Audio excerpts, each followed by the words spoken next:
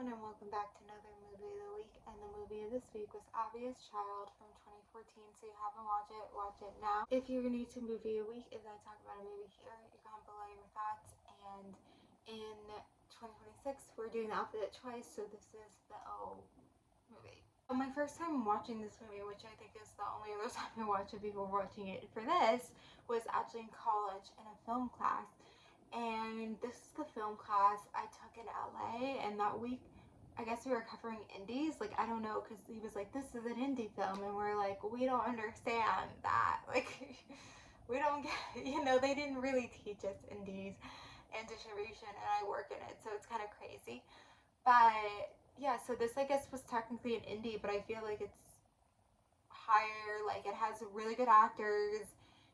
Well, not really good. I mean, yes, really good actors, but like known actors, and had probably a little bit higher budget than the indies I necessarily work on. Which it's just, but the thing about indies, it's a little bit slower. It's a little bit like more to the soul kind of feeling. And I really try to do variety things. I don't think we've had too many indies. And this is also kind of hits the coming of age. I feel like a lot of indies are more coming of age because it's like, what can you do for like not a huge budget and just kind of is a little bit more like heartfelt. So yeah, it's about this.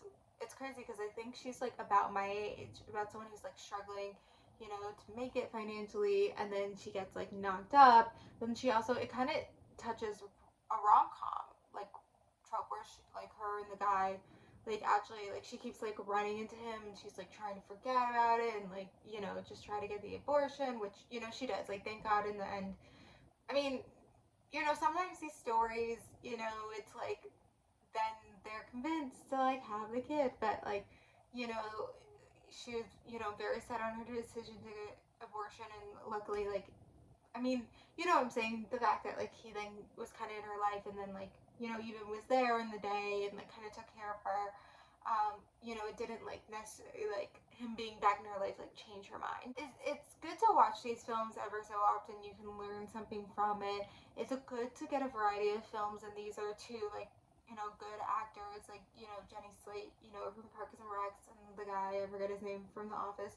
And they had a few other like random like actors, and like Richard Kind was in this.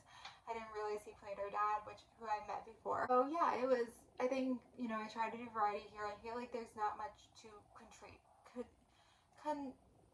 critique necessarily. Like, there isn't much more to say because it is like these are the indies. Like, this is what you can do with your budget.